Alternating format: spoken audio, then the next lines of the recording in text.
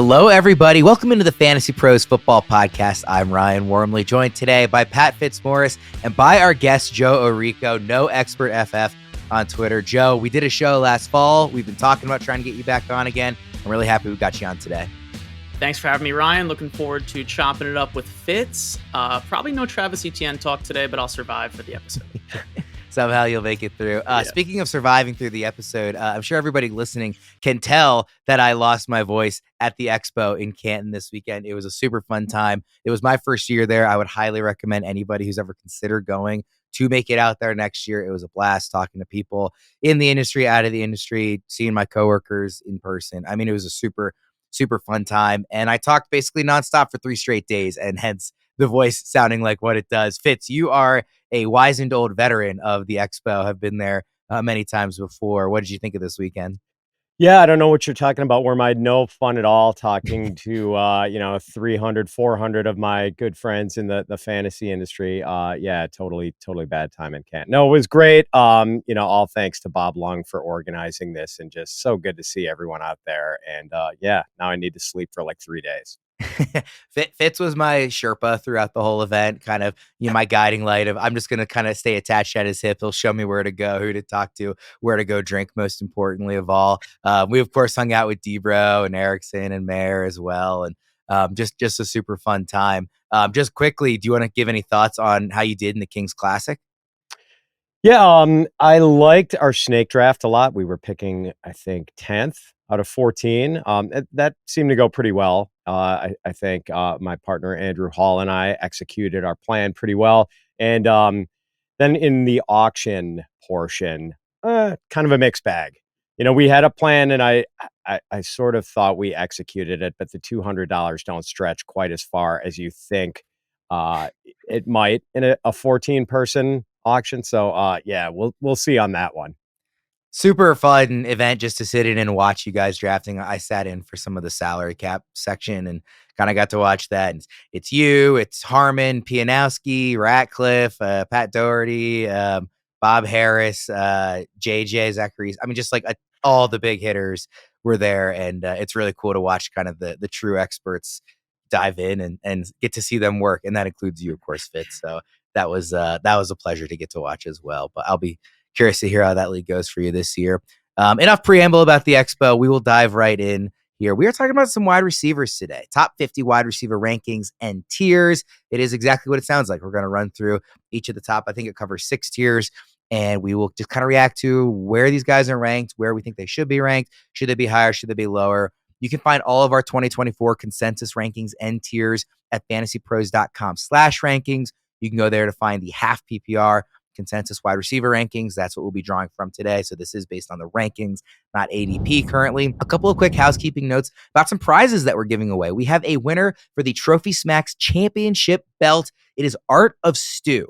So Art of Stew, please get in touch with our customer support agents at mailbag@fantasypros.com with your mailing address and proof of your subscription to the Fantasy Pros YouTube channel, and we will get that shipped out to you. Again, the winner is Art of Stew. Congratulations. And if you want a chance to win the ultimate symbol of fantasy football defeat, the Golden Toilet Trophy, courtesy of our good friends at Trophy Smack, the #1 destination for epic fantasy football trophies, all you need to do is subscribe to the Fantasy Pros YouTube channel right now. Drop a comment below on any of our videos, and that's it. We will be announcing a winner right here on the channel, so make sure to turn on those notifications so you can know when new videos are up and to claim your prize. All right, fellas, let's dive right in. Starting at the top with Tier 1, and when I first sat down to kind of put together the show outline, I was kind of expecting this tier to maybe look a little bit bigger. Consensus just has 3 names in here. It's CeeDee Lamb, wide receiver 1, Tyreek Hill, wide receiver 2, and Ja'Marr Chase at wide receiver 3. That makes up the entirety of Tier 1. Joe, my first question to you, outside of these specific names, do you think this tier should have been bigger, or should it have been limited to just these 3 names?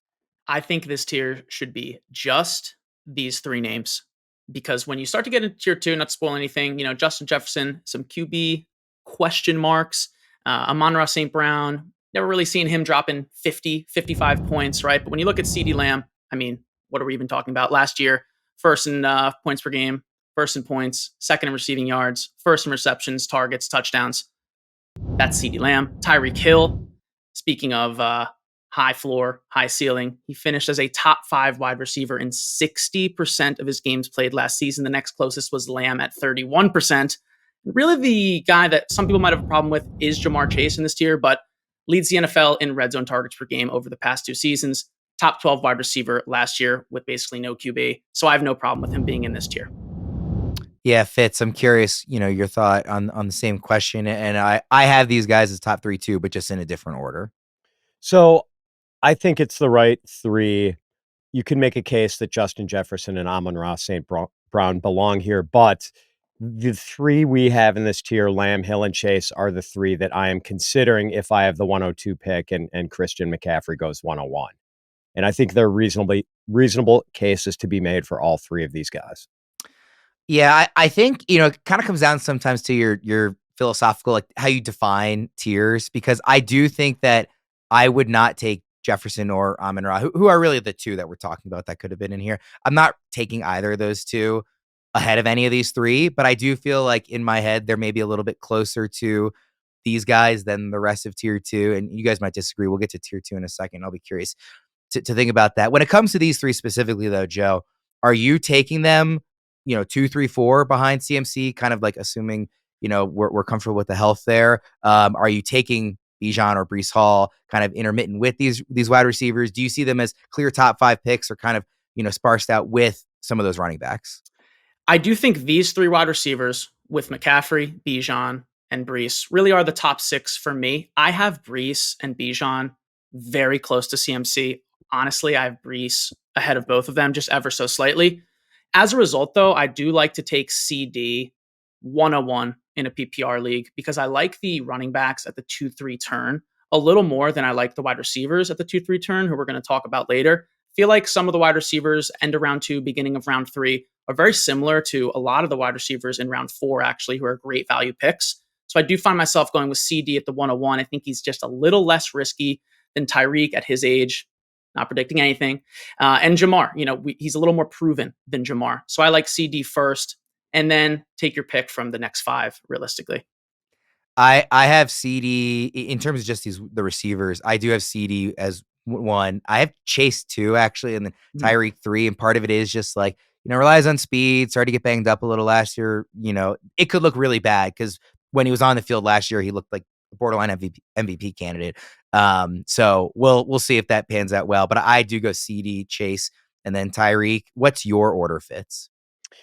I'm in a very unusual situation in that I am ranking them differently than I am drafting them. I have Tyreek Hill ranked as my wide receiver 1 because he has just crushed it the last 2 years. Obviously fits really well into the Mike McDaniel offense, has done better with Tua Tagovailoa than he did with Patrick Mahomes, which is pretty remarkable. But I think he has the most foolproof case to be the wide receiver 1. The problem is that if I'm drafting 102, I really like a couple of other Miami Dolphins options on the 2-3 turn with Devon Achane and Jaylen Waddle. Like those guys are right in my wheelhouse at that 2-3 turn, which is why I'm actually drafting Jamar Chase or CeeDee Lamb ahead of Tyreek Hill if I'm 102. And I just slid Jamar Chase ahead of CeeDee Lamb just because I'm getting a little nervous about the holdout. I think that's fair.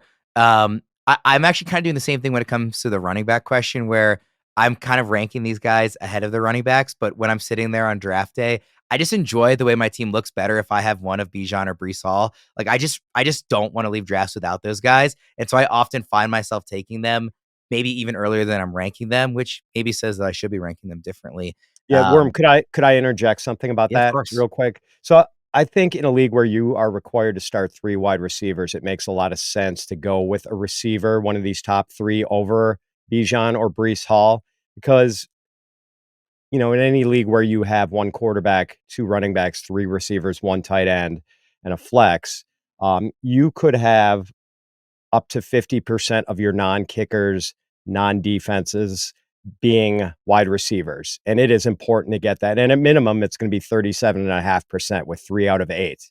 So I think getting that position is just critical.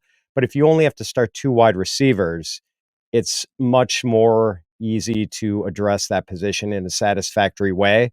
And in that case, I would have three running backs at the top of my board with CMC, Bijan, and Brees. Joe, I don't want to not put a lot of time into this tier because they're really interesting names that are going to be like very significant for how your team plays this year. But also, like, everybody knows these guys are really good. Do you have any other kind of overall thoughts on tier one before we move on to tier two?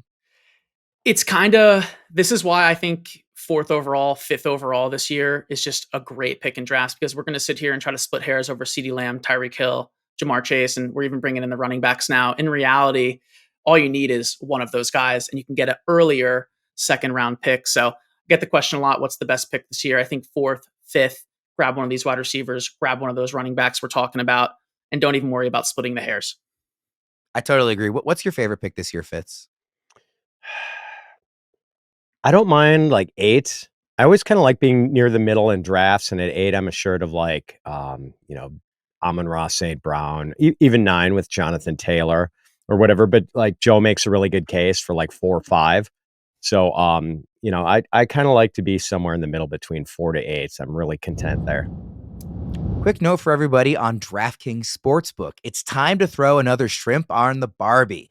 Get in on all the UFC 305 action live from the land down under at DraftKings Sportsbook, the official sports betting partner of UFC. The middleweight title is on the line for the main event, but the card is stacked full of rip snorter blokes and Sheilas. And speaking of stacked, if you're new to DraftKings, listen up. New customers bet $5 to get $150 in bonus bets instantly. Download the DraftKings Sportsbook app now and use code FantasyPros. That's code FantasyPros for new customers to get $150 in bonus bets when you bet just $5. UFC 305. It's going to be a ripper of a good time. Only on DraftKings.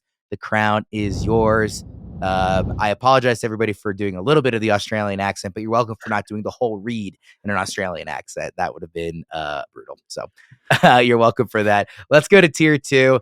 Justin Jefferson has actually been in tier 1 for large portions of the offseason. He's kind of right on the border with the way we do our rankings here with the expert consensus. So on a given day, he might show up as tier 1 versus tier 2, depending on the latest rankings updates. Right now, he is at the top of tier 2 at wide receiver 4. Amon-Ra St. Brown, wide receiver 5. A.J. Brown, wide receiver 6. Garrett Wilson, wide receiver 7. And Puka Nacua, wide receiver 8. Fitz, what's your initial takeaway from this tier?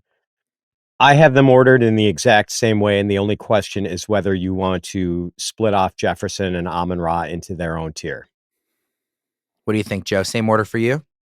Little bit of a different order, kind of on the back end of the tier. I do have JJ as my wide receiver 4 ahead of Amon-Ra. However, I will say it's kind of interesting the different types of builds you can make. If you're someone who kind of prefers a safer floor and you want to draft Amon-Ra ahead of JJ this year, go for it. If you're someone who's kind of shooting for the moon, you're going to take Justin Jefferson, a little more floor plays kind of as we go through the draft after him. That's great too. The one guy that's going to ruffle some feathers that I would move down just a little bit, and when I say a little bit, literally one spot to wide receiver 7 from wide receiver 6 is A.J. Brown. I'm a little concerned with the way Brown / the Eagles / Jalen Hurts finished the season last year. I mean, the last time Brown scored as a top 10 PPR wide receiver was actually week 10 last year. Meanwhile, Devonta Smith, last time he wasn't a double-digit scorer aside from week 18 was week 7. He finished wide receiver 10 to close the season. And I've always been a big AJB over Devonta Smith guy, and we'll talk more about him later. But if Kellen Moore comes in, recognizes Devonta Smith as kind of the motion guy, the slot guy, this is going to be a lot closer between them than they're being drafted right now. Doesn't mean A.J. Brown's a bad pick. I'm taking Garrett Wilson ahead of him and putting AJB at wide receiver 7. I'm really glad that Joe brought up A.J. Brown, Fitz, because I feel like I've done a lot of shows with you this offseason, and we very rarely talk about Brown. It's a lot of, we talk about kind of the clear tier 1 elite guys, maybe a bit of Jefferson and St. Brown, and then it's like, oh, is Garrett Wilson going to make that leap now that Aaron Rodgers is healthy? Can Puka Nacua repeat what he did last year? Brown kind of gets overlooked, I think, a lot, and is like pretty solidly in that wide receiver 6 spot in terms of consensus.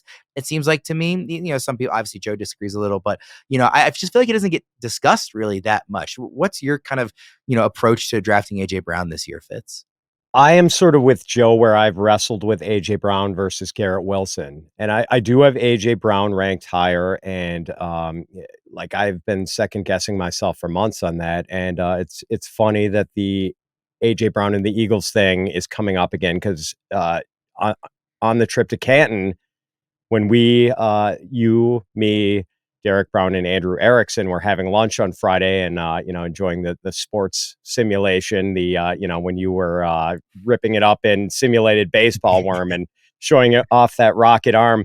Debro and I got into a little bit of a debate about the Eagles offense and our confidence level in Jalen Hurts this year. And I think Debro is much more confident than I am that Kellen Moore is going to be the tonic for everything that was ailing that offense late last year. And so it sounds like Joe is harboring a lot of the same doubts that I am about that. And I also think Devontae Smith is a fantastic and slightly underrated player, which kind of makes me wonder exactly what the ceiling is for A.J. Brown in 2024. Joe, what do we think of these last two names in this tier? I mean, I kind of alluded to, Garrett Wilson. Again, everybody knows Aaron Rodgers healthy now. The case for Garrett Wilson to elevate into tier 1 by the end of this year, I think, is obvious. There's cases against it too, but I think the case is very clear. Then obviously Puka just had the greatest receiver season we've seen. So, of these two guys, is there one that you're maybe more interested in as a potential tier 1 guy a year from now? I think that Garrett Wilson in the back, last 3 picks of the first round, right after Gibbs, really is the best pick you can be making.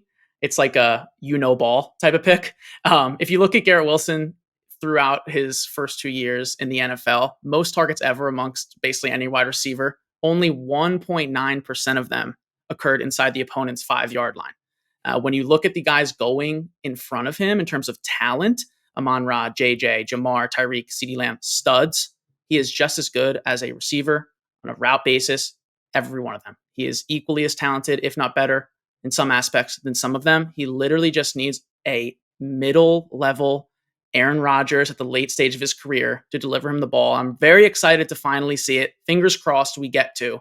But if you can end, first round with Garrett Wilson, come back, grab Kyron, for example, in the second. It's one of my favorite starts this year. And in terms of Puka, a lot of respect for Puka. A lot of guys are kind of fading him. Listen, when you set all those records as a rookie wide receiver, you might just be really, really good. And I definitely believe he is. I'm not loving the injury news, of course, downgrading him a little bit, taking Garrett, AJB, some of those running backs later over him in the first round. And I do think Cooper Kupp should be a little closer, but it's not really a knock on Puka, and I'm hoping he has a fully healthy season. Fitz, what do you make of those two? Yeah, no problems whatsoever with Garrett Wilson. Like, he has been an 1,100-yard receiver with the most adverse possible quarterback circumstances you could imagine. So what's it going to look like with one of the best passers of all time? And I know we're not getting peak Aaron Rodgers anymore, but obviously it's going to be a big step up from Zach Wilson. So excited about him. Puka, I think he is kind of clearly a cut above anyone from tier 3. But at the same time, I am a little nervous because we know he had some injury issues in college, and now he's kind of banged up going into the season. And what happens if we do get a full season out of Cooper Kupp, who's missed 13 games the past 2 seasons? And I guess it all depends how you feel about the theory of injury proneness and the extent to which that's a thing. If you believe in it, maybe you're a little more confident taking Puka because of the injury problems Kupp has been having. But what if Kupp stays healthy all season? Probably a good chance that Puka's not going to pay off on a top 12, top 13 overall pick.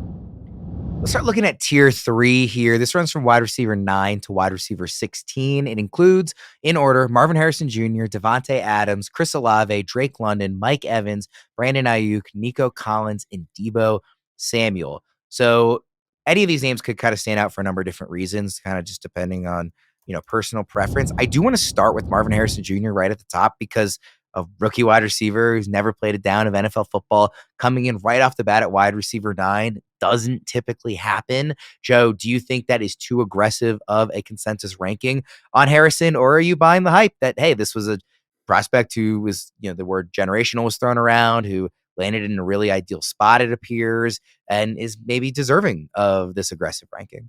I think the wide receiver 9 ranking where we have him is absolutely deserved. I think it's a rare case where a player is perfectly priced. So, if you look at who's going ahead of him, you have proven elite wide receivers, right? You have Garrett Wilson, Puka, AJ Brown. And then if you look at who's going behind him, Devontae Adams, Drake London, Chris Olave, really good receivers, a little bit of, some question marks this season. really Marvin Harrison's only question mark is that he's a rookie. He has great QB play. He's going to have volume, pretty bad defense, right? There's going to be a lot of opportunity for Marvin Harrison. He's one of the best wide receiver prospects of all time. He's going to step right into that role. One of my favorite picks in middle of round 2, ahead of all these guys here, 10 through whenever this tier ends. Yeah, Fitz, as a Big Ten football fan, I know I don't need to sell you on Marvin Harrison Jr. We talked about him all offseason on the Dynasty Show as well. We just absolutely love him and are very happy to see him out of the Big Ten finally. I mean, really, Fitz, like, I think the best way to put it with Harrison is, like, outside of Justin Jefferson, who it's clearly like quarterback related, and Garrett Wilson, who we expect to kind of elevate this year, I don't think there's a single name on this list that I would be more confident in stepping into tier 1 territory a year from now than Marvin Harrison Jr. Because to Joe's point, there's really no knock against him besides the fact that we just haven't seen it yet. Agree. He could be an early first-round pick next year, very plausibly. Quite the parade of Ohio State receivers in the back half of wide receiver 1 range, isn't it? With Garrett Wilson, Marvin Harrison, and Chris Olave. I guess Brian Hartline must be doing a pretty good job as the Buckeyes wide receivers coach. So yeah, like, I'm not going to say I'm not a little bit nervous about taking Harrison early in the second round, sight unseen, but yeah, I have very few doubts that he is going to hit the ground running and be a very good wide receiver in the NFL right from the start. But it's just a matter of, will he be good enough to return any sort of profit on that sort of draft capital? Like, I'm a little more nervous about that. I think he's going to be, even if he has not quite the season we're expecting, I still think like wide receiver 2 is sort of the floor here, barring any sort of injury. Like, if he plays 16 or 17 games, I'll be pretty shocked if we don't get a 1,000-yard season from Marvin Harrison. And it is, yes, an aggressive ranking, but like at the end of the day, like when I'm on the clock, I would just rather have him this year than these next names going beyond. Now, they're good, wide receivers. Like, obviously, Devontae Adams has been really good for a long time. Chris Olave and Drake London are two of the more intriguing guys who, if they can get the situation around them better, which, particularly with London, maybe we're getting that this year. I know Debro is very high on London this season, and Olave, I love the talent as a player. Of those two, Joe, Olave and London, is there one that you're coming away with more often? Well, I'm coming away with Olave more often just because I find myself drafting Bijan so often in the first round. I don't necessarily want to be drafting London. But I will say that after Harrison, for me, it does kind of go Olave, London. Then I'm looking at Adams. So I would do a slight little reorder there. In the offseason, initially, I had some concerns with Chris Olave. He was the only wide receiver last year who averaged 9 or more targets per game, didn't finish as a wide receiver 1. Justin Jefferson and Garrett Wilson also fit that criteria. I'm not really counting them because there's some pretty solid reasoning as to why they didn't. But now Kubiak comes into the Saints, and I do think he's really going to be utilized in that wide receiver 1 role, just looking at the type of scheme he brings in. So he's a guy I've kind of grown on. He is my wide receiver 10 in rankings, and I have no problem at all with Drake London. I mean, all we've seen is Kirk Cousins have an alpha wide receiver that he just chucks the ball to down the field, super far away to a big, tall guy, and Drake London fits the role very, very well. And sometimes it just doesn't need to be complicated more than that. So I'm in on London. I'm in on Olave. It's just kind of about roster construction and if they fall to you in that back half of the second, which sometimes they don't. Yeah, Fitz, I almost kind of feel like there's like, if you look at the tiers within the tier, I think we kind of all agree on Marvin Harrison Jr. being ranked aggressively. But then after that, it's like, I think Olave, London, and Adams in whatever order you choose. I think it's kind of the next tier. Like, I'm interested in those three definitely more than I am the back half of this tier in Mike Evans, Brandon Ayuk, Nico Collins, and Deebo Samuel. Do you see it that way as well, Fitz? Or would you maybe have one of those guys in that 13 to 16 range up in your top 12? No, I agree with you completely on that. And I think, have the most confidence in Olave out of this group. And I know, well, I like that he was targeted so often last year, and it just seemed like he and Derek Carr weren't entirely on the same page at times last season. There were some times when Olave was wide open and Carr just missed him. And, I wonder if that had anything to do with some of the shoulder issues that Carr was having. But I have a feeling it's going to work a little better this year. Like, I could see a breakout season coming from Olave, and in the Kings Classic, which you just referenced, where I kind of put my money where my mouth is and got Olave in both the snake draft and the auction. So London's the one I'm really interested in because last year we were expecting big things, and I know I was pretty heavily invested in Drake London, and he finished 29th in targets last year with 110. And that was on a team where the number 2 wide receiver in targets for the Falcons had 30. Like, I just don't understand why Drake London played such a minimal role in that offense under Arthur Smith. And I really hope that's going to change. I think he's going to have better play calling and certainly better quarterbacking this year than he had last year. Of the guys in the back half of this tier, again, Evans, Ayuk, Collins, and Samuel, Joe, does anybody stand out to you as maybe we're a little low on them or maybe even too high? Do any of them belong in a tier below, or is this kind of the right grouping here? I would kind of just do a little bit of reorganizing here.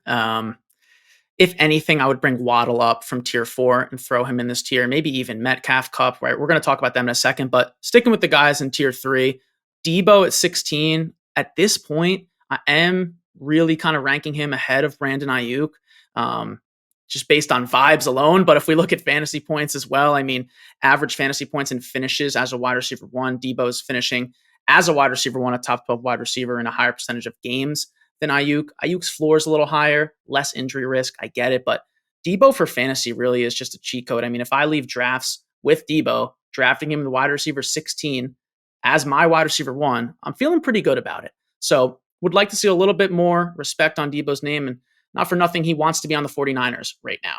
So I like him a lot. Collins at 15, I'm fine with it. I just wish the other Texans might be a little higher, and I don't find myself drafting a lot of Nico Collins just because I can go grab Tank Dell 3 rounds later, 2 rounds later, whatever it might be. Other than that, everything looks pretty good to me.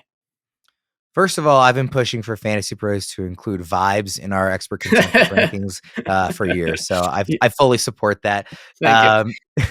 Fitz, of those two, just quickly to wrap up this tier, the 49ers pair, currently a 49ers pair as of the time we're recording. Do you have a preference between the two?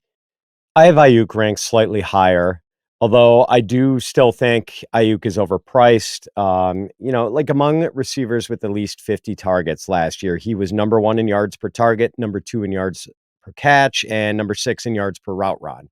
And I just doubt his ability to sort of equal that crazy efficiency, even though he's a terrific wide receiver. Like, no doubt he's going to be above average in all of those categories again this year, but I just don't know if he's going to max out the way he did last year. It's kind of the same reason why I think Nico is sort of egregiously overpriced this year. I love the player, but he too was just crazy efficient last year. 16.2 yards per catch, 11.9 yards per target, which is just absurd, and 3.11 yards per route run. I don't know if Ayuk and Nico can match those numbers, and they both have a lot of target competition. Also, I totally agree with Joe that Jaylen Waddle should be, like, I have him ahead of all 4 of Evans, Ayuk, Collins, and Debo. Like, it's a gross oversight that Waddle is not being ranked higher. 3 straight 1,000-yard seasons to begin his NFL career, and he's done the last 2 of them sharing targets with a 1,700-yard receiver in Tyreek Hill. And, his efficiency numbers have been really, really good, and probably not as unrepeatable as the efficiency numbers as Brandon Ayuk and Nico Collins. Anybody who knows me knows there's basically nothing in the world I love more than going to baseball games all summer long. In fact, I've already made plans to attend not 1, not 2, but all 3 Orioles games out here in Denver when they play the Rockies at the end of this month.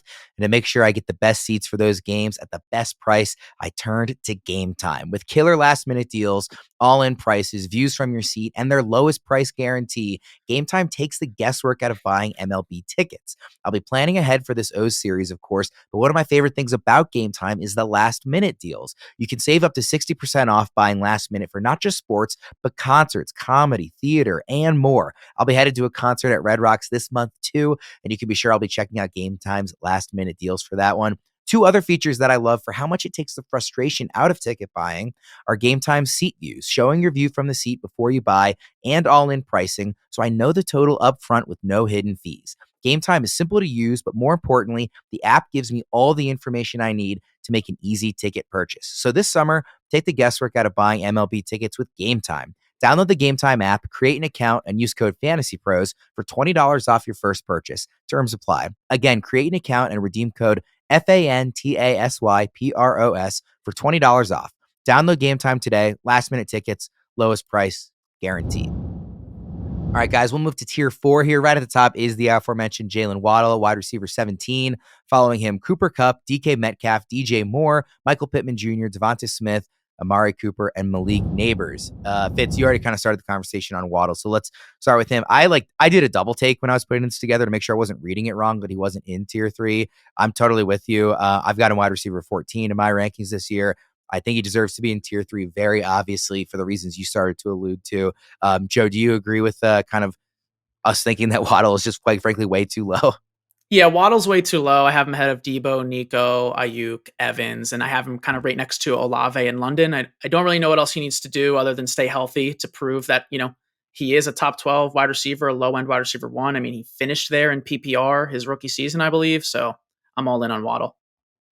And also, we obviously like Tyreek. We agree that he's up in tier 1. But again, another year older, relies on speed, started to get banged up a little last year. In an event where he does miss significant time, which we're not hoping for, and who knows if it'll actually happen, Waddle looks even better. So I think he's in a tier of his own within tier 4 and very clearly should slot right into the middle of tier 3. Yeah, Worm, can I mention one other thing that could potentially really tap the upside of Jaylen Waddle?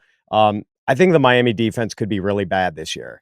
They lost Vic Fangio as coordinator. They lost a ton of talent in free agency, and that could mean a lot of 32 to 30 games for the Dolphins week in and week out. And, if the Dolphins are forced to keep throwing throughout the game to keep up with opposing offenses, I mean, both Tyreek and Waddle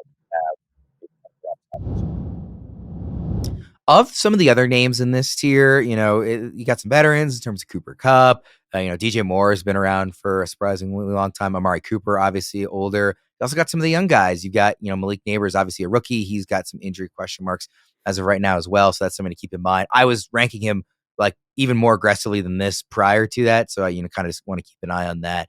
The ankle stuff there. But Joe, of these other names, like I said, kind of a mix of veterans and younger guys. Is anybody stands out to you as you think they're also underranked? I think this tier 4 of wide receivers, and I touched on this a little bit when we were talking draft strategy earlier. If you can grab 2 of these wide receivers as your wide receiver 1, wide receiver 2, you are set. I found myself doing this in a super flex league recently. I started QB, running back, and rounds 4 and 5. Lo and behold, I was staring at Cooper Kupp, DK Metcalf, DJ Moore, Amari Cooper, and I just grabbed 2. And I ended up with Cooper Kupp and actually reached a little bit on Steffon Diggs. I like him.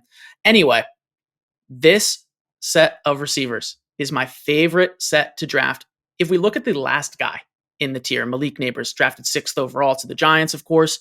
Fun little stat here. In the last 10 years, there have been 7 wide receivers that have been drafted top 6 and have played 12 plus games in their rookie season. They've averaged 14.4 fantasy points per game in those seasons. That amount of fantasy points was good for top 10 at the position last year in 2023. So you can go in depth on every single one of these guys. Cooper Kupp, Triple Crown winner a couple years ago, discounted all the way down at wide receiver 18. He's a top 12 guy for me. The only guy I hesitate with just a slight bit, I would lower him from 20 maybe to 24, is DJ Moore. I'm a little worried about Shane Waldron coming into Chicago with the rookie QB, even though Caleb really, really looks great in preseason. But again, Devonta Smith, we talked about him before. DK Metcalf, wide receiver 1 with Grubb coming in. I mean, this is the best place to draft 1 or more wide receiver. Fitz, who stands out to you here? And again, it is a lot of guys that we've talked about, on shows this season as being pretty excited about for a lot of these reasons. Kupp is somebody that I feel we haven't actually discussed that much on the shows. I don't know if you want to weigh in on him, Fitz, but I'm curious, not just him, but kind of the rest of the group too. Yeah, so Kupp is 31 now, and as I mentioned before, 13 missed games over the last 2 years, a lot of ankle and hamstring issues. So I do wonder whether we're getting enough of an injury discount on him to make it worthwhile. Like at wide receiver 20 or 21 or so, I'm not really sure we are, because I don't think Puka is the genie that's not going back into the bottle. So I don't know, maybe if they both play a full season, I could see Kupp slightly out targeting Puka, but we're not going back to where we were a couple of seasons ago with Cooper Kupp getting 145 receptions. That's just done. That chapter is over. So yeah, I do think Kupp could certainly outkick his ADP with health, But, whether he is able to stay healthy for a full year, like that's kind of a prove it thing for me and kind of the reason I've been drafting around him. And, speaking of health, I think we should definitely talk about Nabers because as we're recording this, Nabers apparently sustained some sort of foot injury in practice today. And, by the time this podcast comes out, like I hope we don't find out like it's a Lisfranc injury or something that would fundamentally change the way we're looking at him going into drafts. Hopefully it's just like a minor ankle sprain, low ankle. But, like I've been drafting Nabers all over the place. He has been a daily highlight reel in training camp so far. We think he's going to get an enormous target share, and I kind of agree with that assessment. And I know people are somewhat worried about what Daniel Jones could do to him and like maybe torpedo his value. But, Daniel Jones is capable of throwing a spiral. Just want to remind people of that. And 2 years ago in Brian Daboll's first year, like the Giants finished 16th in offensive touchdowns, and I believe they had 37, which was like the same number of offensive touchdowns the Chiefs had last year. So it's not like this is an absolute sinkhole of an offense necessarily. And, obviously Malik Nabers is going to be a huge part of it if he's healthy.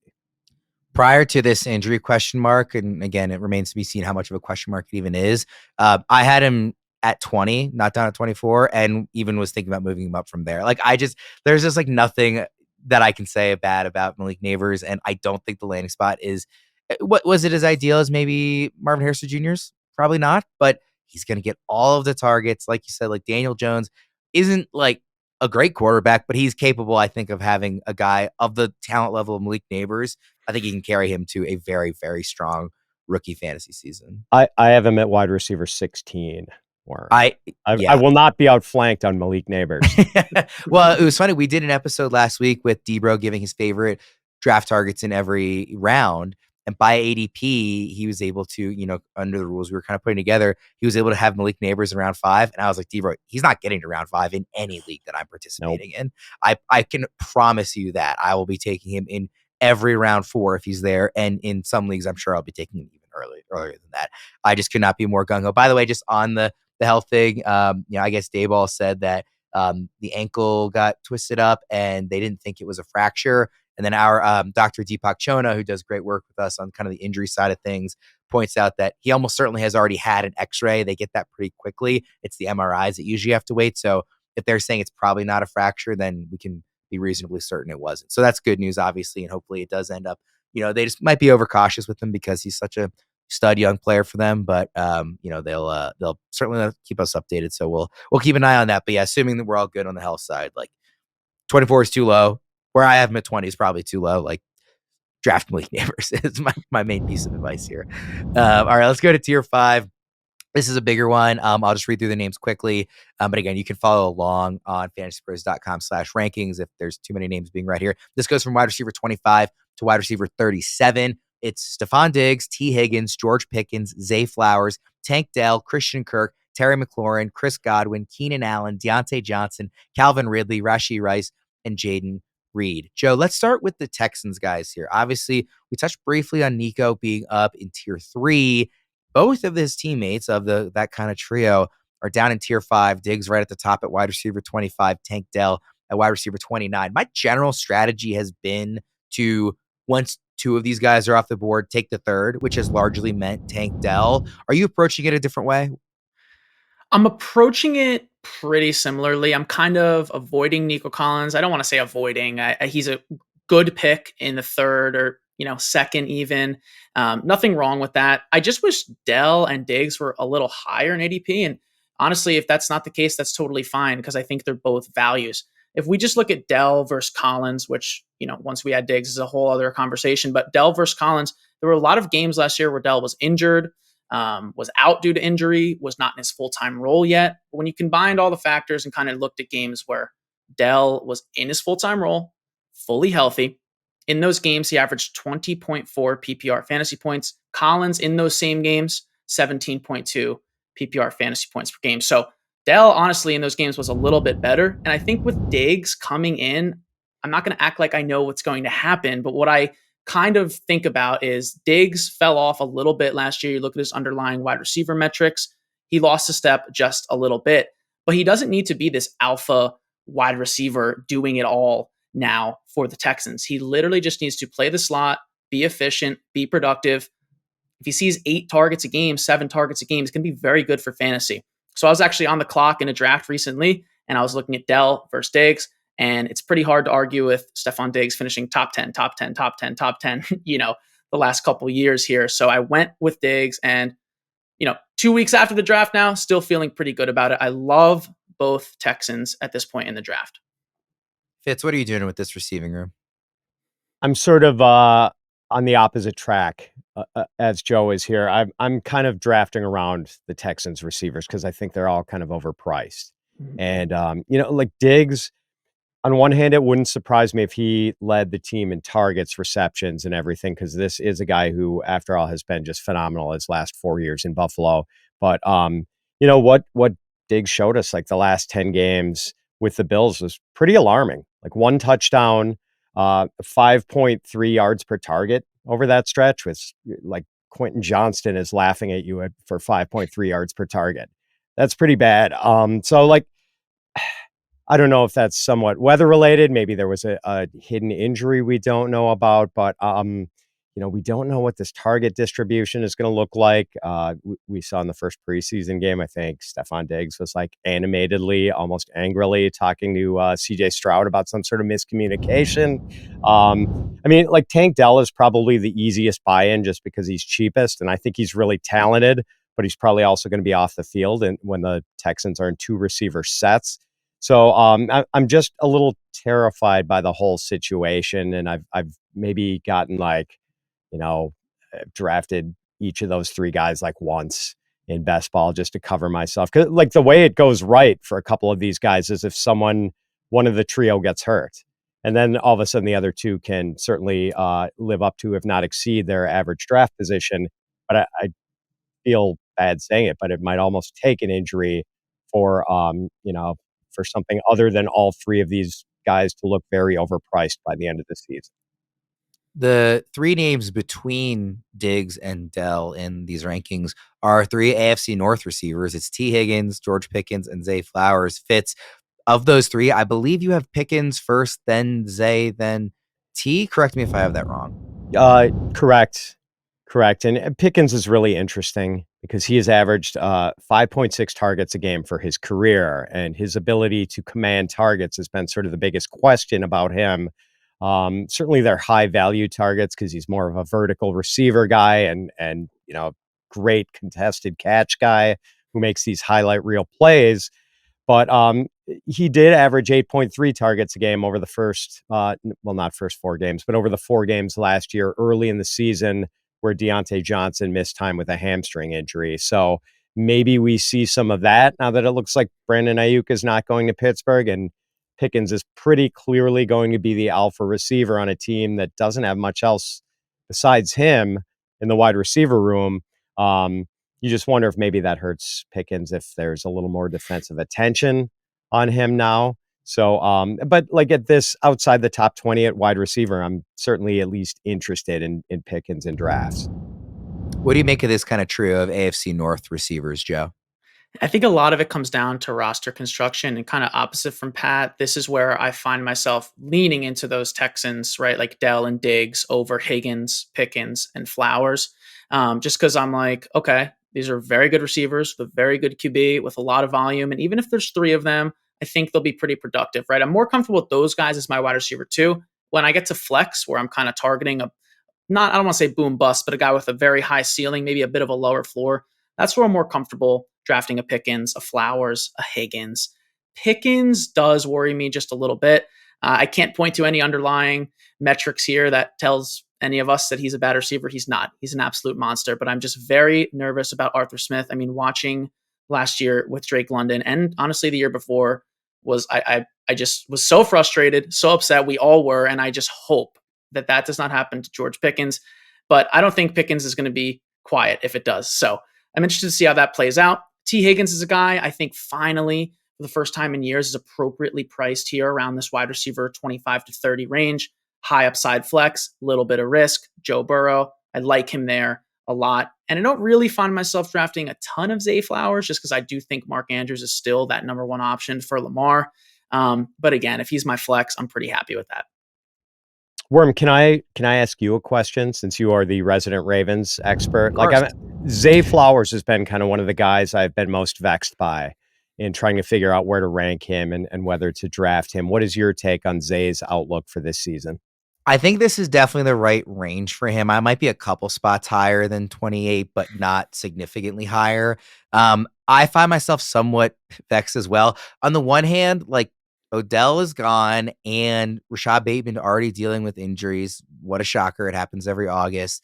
And they didn't really add anybody else unless you're a huge Tez Walker fan, round 4 draft pick. I mean, the runway is here, I think, for him to increase his targets from last year. I think it was like 108 or something like that. Like, I think he will definitely get more. Having said that, I don't know that he will be the touchdown earner that he needs to be to really elevate to, a tier or two higher than he is. I shared this stat on the show recently about Lamar, where he was top 5 among quarterbacks in fantasy points scored inside the 20 last year. He was top 5 inside the 10. He was 25th inside the 5. And I shared that as a Lamar doesn't run as much. So this is a Derrick Henry stat where I expect him to score a whole lot of touchdowns. It also, I think, is relevant for Zay because they don't throw that much when they're inside the 5 either. And when they do, it is very likely to be to one of Mark Andrews or Isaiah Likely when they're on the field. Like, it's just not going to be a lot of Zay unless he breaks these long plays that are somewhat unsustainable. And that Lamar has sometimes had trouble kind of clicking with that deep passing ball chemistry. He has a really strong arm, but he doesn't always have that precision with, the receivers like Zay or Bateman when he's healthy. So I really worry about the touchdown equity. I think he's going to get more targets. I think he's a good player, but I don't like him enough to say he needs to be like, 8 spots higher. But the stuff I do like, I think is worthy enough to say he should be in the top 30 still easily for me. So I think maybe more mid 20s than late 20s, but I do think it's the right range. But I also agree with you, Fitz, that he's not an easy guy to rank, I don't think. No, definitely not. And that's fair. I mean, Mark Andrews missed a lot of time last year. Like, that's one of the wild cards here. And also the addition of Derrick Henry, which could maybe make the Ravens even more run heavy if that's possible. So I do think it's worth mentioning, like, I love any offense that's in year 2 of a decent offensive coordinator. I think Todd Monken is a good offensive coordinator. They're now in year 2. I think Lamar will be more comfortable in that situation. I do agree that adding Henry makes me think like, they learned their lesson from the Chiefs game and are going to run more, which I kind of hope they do to a degree because I think Henry's going to have an awesome year. But I think that Lamar might be more efficient, and he just won MVP last year, but I think he might even be more efficient this year from a passing perspective, just being in year 2 of this Monken offense. And Zay Flowers, year 2 in the NFL. I love a year 2 receiver. So I think there are a lot of reasons to be really interested in Zay Flowers. But I do think there's some reasons for caution as well. Kind of on the back half of this tier, Christian Kirk, Terry McLaurin, those are a couple of veterans that Fitz we talked about like in person at the Expo over the weekend with Debro. And, I really like Terry McLaurin this year. If you like Jaden Daniels, I think you should like Terry McLaurin a lot too. Some of these other names, I'm not getting a lot of Keenan Allen, rookie quarterback, like Joe mentioned when we were talking about DJ Moore with a lot of mouths to feed. Calvin Ridley, Diontae Johnson, I'm somewhat interested in, but I think they're appropriately priced. Joe, is there anybody in kind of this 30 to 37 range that you want to hit on that you do think is mispriced? Yeah, I think so. I think Jayden Reed is a guy that I'm coming around on more, and he's kind of going to be a guy, in my opinion, that defies the snap counts and the utilization and things like that you'll see posted before the season with Romeo Doubs having 100% of snaps, for example, things like that. With Jayden Reed, you're basically drafting Deebo Samuel light at wide receiver 37. They utilize him in a very interesting role, for better or for worse. He had the lowest routes per game of all wide receivers last year with 90 plus targets, but he ranked 6th in touchdowns. Some of those came from rushing, similar to Deebo Samuel. And I think that offense is just really going to take a big step forward. He finished as the wide receiver 10 for fantasy football in his full-time role, weeks 10 through 18. So we've kind of already seen him break out. It kind of flew under the radar. I think he's a really good flex play to target here. And one other guy I kind of want to touch on is Diontae Johnson, specifically for PPR leagues. again, if you leave a draft with CeeDee Lamb and wait to draft Diontae Johnson as your wide receiver 2 in a PPR league, in a 2 wide receiver league, you're probably going to be just fine. So there's definitely some value here. I mean, Bryce Young is literally going to pepper him with targets. I wouldn't be surprised if he has 9+ per game. So I'm really excited to see him. He's an elite separator. Other than that, nothing too crazy stands out. I do like Chris Godwin, but I do think he's appropriately ranked at wide receiver 32. Liam Cohen coming in to the Buccaneers as the OC might be a bit of a different look, a little less Mike Evans. So I'm interested to see how that happens. I hope it all works out. Other than that, nothing too crazy. Fitz, what do you think about this range of wide receivers? Yeah, I feel like Joe is almost speaking directly to me when he was saying that we should maybe ignore the snap counts with Jayden Reed, because I've sort of been trumpeting the fact that I think there were only 2 out of the 18 games Jayden Reed played last year, if you include the playoffs, where he saw even a 70% snap share. But I've been coming around to Joe's way of seeing things with the way they aggressively put the ball in his hands when he's in there. And Matt LaFleur loves using that sort of cheat motion, they've been calling it, where they've been maybe talking about, well, they considered eliminating it, but did not, where he gets sort of the running head start and release. And like they love using Reed in that capacity. So I'm starting to come around on Reed and, feel like I should make up for not getting enough of him in my best ball drafts all spring and summer. So, yeah, I totally agree with Joe and Diontae Johnson. And there are 2 guys I want to spotlight here, though. Terry McLaurin, who has had 4 straight seasons with at least 77 catches and 1,000 yards.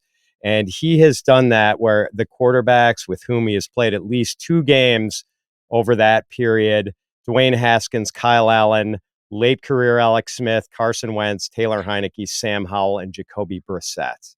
And now he gets the number 2 overall pick and Heisman Trophy winner in Jaden Daniels. So I think we should be excited that, maybe Terry McLaurin starts scoring some touchdowns, because he has 25 in 80 career games. Certainly we could see an uptick there. And one guy I just dropped maybe 10 or 11 spots in my rankings. Like I had Christian Kirk sitting atop a tier of guys in this late in tier 5. I dropped him to the bottom of that tier after, I don't know if this was just a weird, wonky one-off thing in the Jaguars' first preseason game, but when the Jags were in 2 wide receiver sets, they had Brian Thomas Jr. and Gabe Davis on the field, and they did not have Christian Kirk on the field. So that kind of terrifies me. Like if he is playing, snap counts around 70% or less instead of, what I figured was going to be 85, 90%, for Christian Kirk. Like that is the sort of marginal value hit that could really cut into Kirk's overall numbers and sort of move him in that from being a sure starter every week to being maybe a guy who's on the start-sit border every week. So no way do I want to draft a guy like that ahead of, Tank Dell, Zay Flowers, Diontae Johnson, Jayden Reed. So I'm a little worried. Maybe the Jags change his usage in week 2 and I move him right back up. But that was kind of a scary development for me. Worth mentioning, I think, on McLaurin, just quickly, everybody's talking about Garrett Wilson getting this huge quarterback upgrade this year and Drake London getting this huge quarterback upgrade this year. Everybody knows that McLaurin's getting this quarterback upgrade, but I don't know that it's getting discussed as much. Not that he should be ranked in the top 12, obviously, but maybe we're not reacting enough to the quarterback upgrade. And he's somebody that again, I'm not going to have my top 20 or anything, but I would like to be ahead of consensus on Terry McLaurin this year. Let's go to tier 6 here to wrap things up. Another big one from wide receiver 38 up to wide receiver 52. Actually, we'll give you a couple extra names. Hollywood Brown, DeAndre Hopkins, Christian Watson, Jaxon Smith-Njigba, Ladd McConkey, Jordan Addison, Cortland Sutton, Xavier Worthy, Rome Odunze, Tyler Lockett, Jameson Williams, Brian Thomas Jr., Curtis Samuel, Jacoby Myers, and Keon Coleman. Fitz, anybody stand out here to you? Yeah, we should talk about Hollywood Brown, of course, because with this shoulder/clavicle injury, I think he's likely to miss at least 1 or 2 games this season. And, I was excited about him despite the fact that he's never really fired, only 1,000-yard season in his career. And even then it was just barely a 1,000-yard season. And I was excited about a player with that sort of speed being paired with Patrick Mahomes and Andy Reid. And now, like, this sets him back, makes you wonder if he, like, I think I was drafting him as I had him ranked ahead of Rashee Rice and Xavier Worthy. And now he's sort of moving to the back of the line for me. And, Christian Watson, certainly an interesting guy. It's really tough to peg the Green Bay receiver room, but this is a guy who is, tall and has sub 4.4 speed. And, like, when he's been on the field with Romeo Doubs and Jayden Reed, he has had the highest target share of any of those guys. And these are high value downfield targets. So he's intriguing for sure. And I feel like this is kind of 2 or 3 tiers within one, because I do get maybe somewhere after Sutton or Rome Odunze could have a great year, could be sort of a training wheels year for him, depending on what sort of snap counts and target shares we see. Like, he's working with a rookie quarterback and he's playing behind DJ Moore and Keenan Allen. Like, that could, for a guy who could one day be a no-brainer wide receiver one, it's possible he only has like a 500 or 600 yard season, like a lot like Jaxon Smith-Njigba last year. So, do you think, Fitz, that Odunze can significantly outperform this value without an injury, or do you think the only real path to him being like at the end of the year 20 spots higher is if Allen or Moore goes down? I hate to say it, but I think it would take an injury. I mean, I love Odunze so much, and I think there is a world where it could happen, but I think you're right. The clearly most likely scenario for that is an injury, which again, we wouldn't want to see. Joe, who stands out to you here? Couple names that Fitz mentioned. I'll start first with Marquise Brown. It's really unfortunate that he's injured, but luckily it's not going to require surgery, is what I'm hearing. And I'm not a doctor, but don't think he'll miss too much time, if any. And I was loving drafting him around this area because it's kind of hard to believe, but really the last time we've seen Marquise Brown fully healthy with a quarterback who is fully healthy was the start of 2022. Weeks 1 through 6 with Kyler Murray and Marquise Brown. If you guys remember, I mean, he was a stud wide receiver one, 3rd in targets, 5th in wide receiver fantasy points, going into the prime of his career in terms of age. So I'm really looking forward to Marquise Brown coming back, and I think he's going to be a very, very good asset for Patrick Mahomes. And one guy that I am not leaving drafts without, literally my favorite player to draft basically in all of fantasy that is, widely available, if you will, this year, is Jaxon Smith-Njigba. In 2024, this year, they're going to be passing in Seattle with the addition of Ryan Grubb coming in from the University of Washington. He is an expert at utilizing slot wide receivers, and Jaxon Smith-Njigba is the most versatile player on the offense. His athletic profile is very similar to Christian McCaffrey, elite college prospect, being drafted here at his absolute floor. I mean, this is egregious. I feel very strongly about this. Coming from Mike Macdonald himself, new head coach, he's definitely going to be a massive piece of what we're trying to do offensively. And it's easy to forget with JSN just how good he was in college 2 years ago, but light years better than Garrett Wilson and Chris Olave, who are first, second round picks at a younger age. His sophomore season in college was comparable to Marvin Harrison. Then he comes into the NFL, wide receiver 3 on the depth chart, under Shane Waldron, who was just underutilizing him. And not to mention, he broke his wrist, I believe it was. So there are definitely reasons why he didn't perform. When we look at the breakout rate for wide receivers, year 2 is the year. So if there's a year where we find out about JSN, it's this year. And I really think he's worth the selection here. And in that slot role with Grubb, if we look at the wide receivers in the NFL who are most productive out of the slot, right? Last 2 years, you have Amon-Ra St. Brown and Justin Jefferson. Obviously, no surprises there. JSN, as a prospect, coming into the NFL, better receiver than them at that time in their careers. So not saying JSN is going to go put up JJ numbers or Amon-Ra numbers, but I'm definitely saying that it could be possible. Lockett is on the tail end of his career. DK doesn't practice basically till Thursday or Friday every single week, and he's a very different receiver than JSN. So I'm really looking forward to him. I know that was a lot on JSN, but I feel very strongly about him. So I think it's great. I loved JSN coming into the NFL. Yeah. I was all over him in rookie drafts. Fitz, I wasn't doing the Dynasty show with you at the time, but I assume you and Bogman were both also very high on JSN a year ago. Yeah, Joe referenced it. What's not to like about a guy who, while sharing a field with Garrett Wilson and Chris Olave, had like a 90 catch, 1,600-yard season as a 19-year-old sophomore? That's just insane. Yeah, and don't get me wrong, too. Like I'm not much of a Dynasty guy, and I know there's people listening to the podcast and the show, and I'm normally one of them who are like, I don't care. I could care less about Ohio State. Trust me, JSN is the guy at wide receiver 41. Easy click. Don't have to start him. Find out in a couple weeks, and I'm really looking forward to it. I love that call. I do really truthfully like a lot of names in this range. I'm hoping that I get a lot of these names on my bench in my drafts, because I at this stage in drafts, right? Like you want kind of those upside plays, the guys that can significantly outperform ADP. And I think there's a lot of them here, and they may or may not hit, but that's why I want to take multiple swings on JSN, on Christian Watson, on Rome Odunze. Maybe you are buying in on Xavier Worthy, or you're buying the, hype from the coaching staff on Jameson Williams. Whoever it is, your mileage may vary on some of these guys. I want to take swings in this tier all over the place, really. Fitz, is there anybody who we didn't mention today that you do think should be in one of these tiers? Or is this kind of the right top 50, even if we might, bicker about some of the orders?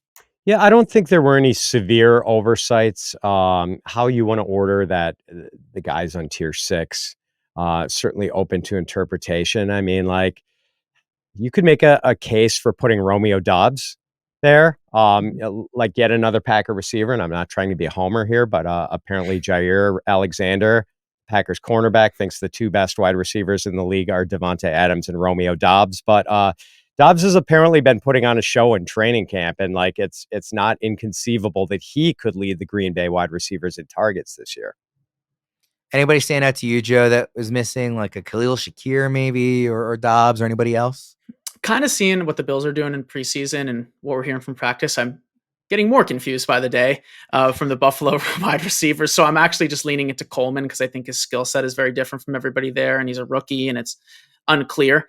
One guy I do like in the top 50, I'm not sure if he's in the tier. Let me do one quick look, is Jahan Dotson. So we're not big on third-year wide receiver breakouts. Maybe sometimes we are, but in this new role that he's playing as of this weekend during preseason, he's playing out of the slot, and we've seen Curtis Samuel in that exact same role in this offense be pretty good for fantasy, provide some pretty good flex value, wide receiver 4 value during bye weeks. So I'm pretty excited about him, and kind of just going back to what Fitz was saying about Dobbs or Wicks, for example. I think the battle in camp is kind of between those two guys for that role. I think Dobbs is winning it at the moment.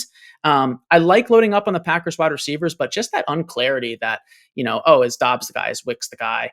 How does Watson fit in if he's healthy? All of this is just a big flashing light towards Jayden Reed because his role is very unique, as we talked about before. And that's why I find myself leaning into him here, 70th overall in the drafts, for example. So those are kind of just my closing thoughts on the Packers wide receivers.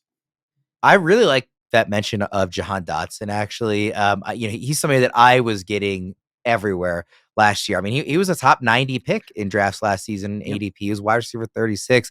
He was very much one of the favorite kind of sleeper, like breakout type guys going into last season. Obviously didn't happen, but if we're really excited about McLaurin getting this quarterback upgrade, so is Jahan Dotson. I mean, Fitz, I'm curious. He's down like at wide receiver 62 right now, so towards the back half of tier 7. Do you think that's too low on Dotson? It might be. Now, with this new slot usage, I agree that this is really exciting. And, like that was the thing. It seemed like Sam Howell for much of last year didn't feel entirely comfortable throwing to the boundaries. He much preferred throwing in the middle of the field. And Dotson was sort of working the boundaries. I just don't think that was a good pairing. And we had seen some exciting things, albeit in an injury-shortened rookie season for Dotson. But really liked him coming out of Ohio State. I'm starting to get a little more, or Penn State. Sorry, we've given more than enough love to the Ohio State wide receivers. I don't want to, anger the people in Happy Valley. So about time we've given love to a Nittany Lion. And yeah, I'm getting interested in Jahan Dotson again. one of the other schools that regularly blows the doors off my beloved Maryland Terrapins. And Worm, if I may, just one final mention, if I may, which I was kind of just was thinking about. I don't think a single Patriots receiver made this list. So correct me if I'm wrong, but I mean, maybe that should be the case, right? But maybe that should be the case. I don't know. But here, yeah, like Jalen Polk is wide receiver 67. Yep. Pop Douglas is 65. I mean, Yep. Baker looking really good at camp. He's way lower. He's down in the 80s. I think that'll rise as we get further in August. But you're right. Nobody mentioned. Yeah, Joe, so I think it's a good spot. Go ahead, Fitz. Sorry. I was just going to ask, who would you endorse out of that group? I think I'm leaning, and not very strongly at all. And like I said, I'm not a huge dynasty guy, not a huge prospect guy, but I think I'm leaning into Pop Douglas, Demario Douglas. I mean, he's pretty proven. He's had a couple good games here for the Patriots. We've seen the burst on the field. We've seen good moments from him. And, what if Drake May is like pretty good? What if he's not a bottom 5 QB in the NFL? All of a sudden, this is a lot of value. I mean, I'm pretty sure every one of these wide receivers is going outside the top 55. So it's not even like you need to have a super, tough stance, like call your shot. You're literally drafting like the wide receiver 6 or 7 for your team, could end up being the wide receiver 1 for their respective team. So I'm fine taking any one of these dudes. I want to have Baker on my bench in a number of leagues, but I really like the Douglas call, actually. Like, I do think he's overlooked because they drafted 2 receivers, but I was a big Drake May fan. And if he is like anything close to like a very, very poor man's Stroud, just in terms of like kind of surprising in year 1, like the wide receivers will benefit. And I think Douglas is right there. The only other guy outside the top 50 I want to mention is Josh Palmer.